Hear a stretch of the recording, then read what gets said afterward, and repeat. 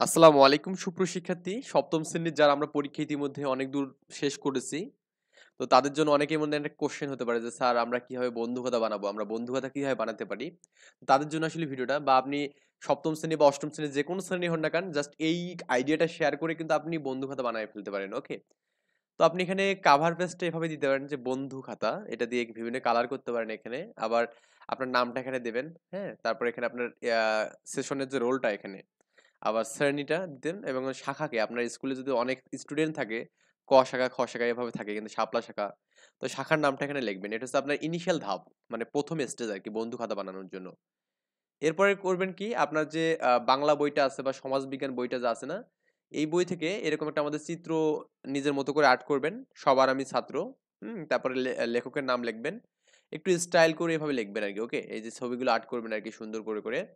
ছবিগুলো আর্ট করে বিশ্বজোড়া পাঠশালা হ্যাঁ এখানে এই ওই কবিতাটা একটু এখানে লিখে রেখে দেবেন হ্যাঁ আচ্ছা যাই হোক এই কবিতাটা লিখে দিবেন তাহলে আমাদের মোটামুটি এটার কিন্তু এই স্টেপের কাজও শেষ এরপরে আপনার করবেন কি এখানে এই যে আপনার এরকম বিভিন্ন বই থেকে কিন্তু এগুলো কালেক্ট করবেন ওকে এগুলো আপনি দেখবেন যে কোন অধ্যায়গুলোতে বইগুলোতে শিল্প সংস্কৃতি আছে এখানে মোটামুটি প্রাথমিক বর্ণ চক্র এখানে তারপরে দ্বিতীয় স্তরের মানে এখানে তিনটা স্তর আছে তারপরে দেখুন এখানে আমাদের ছয়টা আছে স্তর যদি এখানে কম বেশি হয়েছে আপনি করবেন কি সমানভাবে ভাগ করার ট্রাই করবেন আর এটা দ্বিতীয় স্তর তারপরে এখানে তৃতীয় স্তরে কিন্তু আরোটা ডিভাইডেড হয়েছে একটা দুইটা তিনটা চারটা পাঁচটা ছয়টা সাতটা আটটা নয়টা দশটা এগারোটা বারোটা এখানে তাই না এভাবে স্তর করে করে আপনি এখানে কালার গুলো করতে পারেন এখানে বই থেকে এগুলো অবশ্যই কালেক্ট করবেন তারপরে আপনি এরকম একটা বৃত্ত আকৃতি নিয়ে তারপরে এখানে বিভিন্ন ডিজাইন করে অর্থাৎ মোটামুটি ক্রোম যেরকম আর কি হয় হ্যাঁ ক্রোমের মতো করে আর্ট করে দিচ্ছেন আর কি এটা হচ্ছে আপনার এখানে আরেকটা আর কি চিত্রাঙ্কন ছিল এখানে তারপরে এখানে এই চিত্রটা আপনি আর্ট করতে পারেন যে মায়ের মুখের মধুর ভাষা এখানে এর নাম বাংলা ভাষা তো এরকম মার ছবিটা এভাবে দিয়ে তার সন্তানকে এখানে রেখে তারপরে আপনি এখানে একটু সুন্দর করে লিখতে পারেন মায়ের মুখের মধুর ভাষা সুন্দর করে লিখবেন তো এটা কিন্তু আমাদের একটা আরেকটা স্টেপ গেল আর কি এরপর আমাদের দেশের যে আমাদের জাতীয় পতাকা আছে এখানে এটা ছবিটা এখানে আর্ট করতে পারেন এখানে এটাও আপনার এখানে ওর মধ্যে পড়বে তারপর আপনার এখানে যে ওই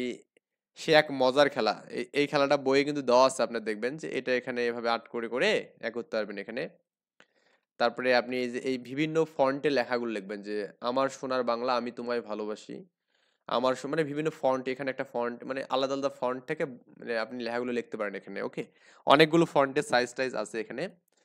তারপরে আপনি এখানে রংধনু যে মানে একটা চিত্রটা এভাবে আপনি রংধনু চিত্র আর্ট করতে পারেন আমি একটা আর একটু জুম করে দিলাম এখানে ওকে এভাবে আপনি চাইলে আর্ট করে দিতে পারেন আবার এরকম আপনি হচ্ছে একটা অনেকগুলো সার্কেল করে এখানে রঙের কিছু খেলা সাদা এবং কালো মানে হোয়াইট অ্যান্ড ব্ল্যাক দিয়ে একটা এরকম একটা মানে চিত্র আর্ট করতে পারেন এটা অনেক সুন্দর কিন্তু দেখাবে এখানে মোটামুটি এইভাবে কাজগুলো করেই কিন্তু আপনি বন্ধু খাতাটা বানাতে পারেন এখানে তো এই হচ্ছে আমাদের বন্ধু খাতা রিলেটেড বিষয় দিছিল আই থিঙ্ক বিষয়গুলো বুঝতে পারছেন এখানে ওকে